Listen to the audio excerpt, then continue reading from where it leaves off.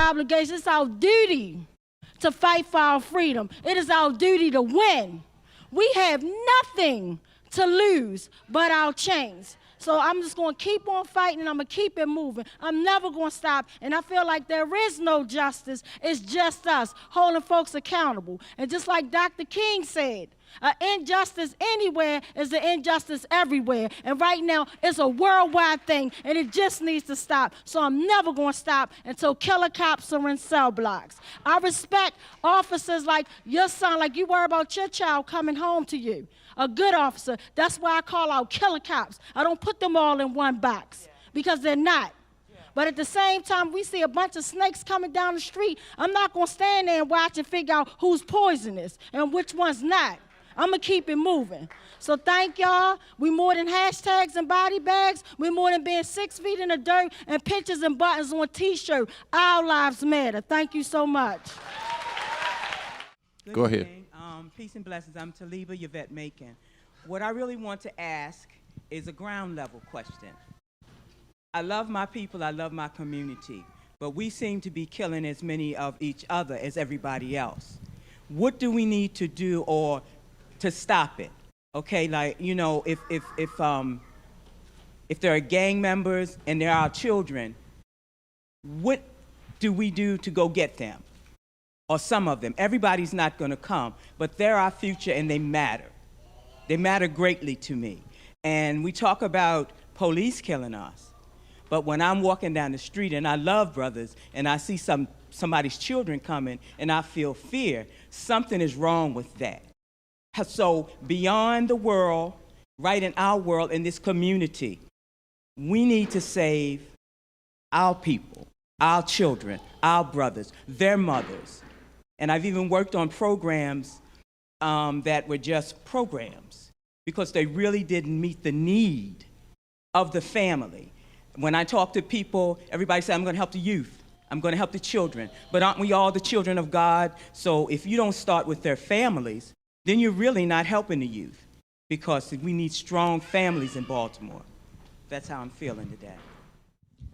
One of the things that I do, sister, and I've been doing this now for about 3 years, is that every morning I go to the corner store to get me some coffee. It's really not about that cup of coffee, but that's where the youngins are hanging at, right? And so I first start going down there and I speak love into them, and I speak peace. How y'all doing today? You know, what y'all got up for today? Is everything all right? How you feel? And then at some point, they begin to trust me. And then I start talking about things that matter to them. Well, you know, I just heard that you could get your record expended. Oh, I can. Where can I do it? I'm going to bring you some information tomorrow. You meet me up here at the same time. And I start speaking love and information to them. And now they call me Ma, and they listen to me. And then I bring up things that I read about that's going on in the community, and I ask them, now how would you deal with that? Would you know, we can't all take out our pistol, even though we feel like it, you know, but we can't do that. How we gonna handle this? And then I tell them the things that as wisdom that I gathered as being my 60-some years old, when I didn't have wisdom because I grew up in the street. So bottom line is, I was afraid at first. I'm not gonna lie to you. But God told me to get up in the morning because they be down there at 7 or 7:30 and stay down there until like you going to get your cup of coffee and speak love and speak safety over to these youngsters. And that's the way I do it. And now I don't have no fear. I don't have no fear. And I watch them and I tell them stuff like, man, you know, you done grown since last summer. I'm watching. I say, you must have grown about 5 inches. And they know I'm showing love to them. So we can't fear our children. I understand what you're saying, but you have to just take God with you, and you have to save one-on-one. Talk to one. Then he said, what's she talking to that lady about? And then he'll come listen because he want to know. Then another one will come listen because they want to know. Next thing you know, they can't wait till I get down there in the morning to open the door for me. That's Mom. So that's the way you do it.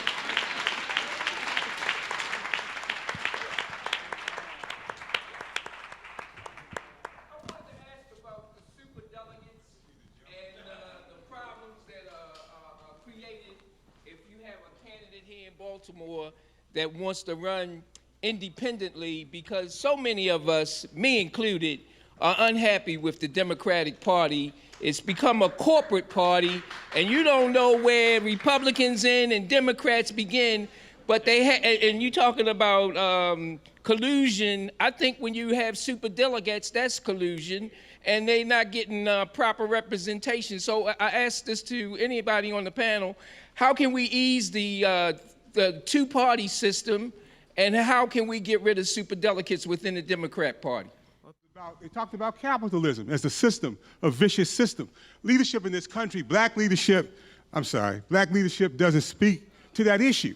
And everything that's vicious in terms of poverty, criminalization, black folks being messed over, and people of color, it's capitalism. Let's be clear about that. So when you talk about a third party, that third party has to represent something different. And if you're not representing something different, you can't buy into the same old stuff. The Democratic Party has been there. You talked about it yourself. And Donnie, I totally appreciate your work, your body of work. But African people all over the world are suffering, and people of color, because of capitalism. That's what Vietnam was about. King couldn't say it in 67, 68, because he would have been called a communist or a socialist. But it was clear what he was saying. So how do you address that? Because I don't hear it being addressed at this particular group, because our leadership has to be clear about where we're going, how to get there, and creating something different. Even in Baltimore, we had a black political party called UJIMA that ran in the 7th district. It was not successful, but it was a beginning, on a local level. So we need to do something about that. Bernie Sanders himself declared himself a Democrat, even though throughout the whole process, when he was asked, what am I? I'm a Democrat. That doesn't work. Anyway, that's part of my question to you, as well as a semi-statement.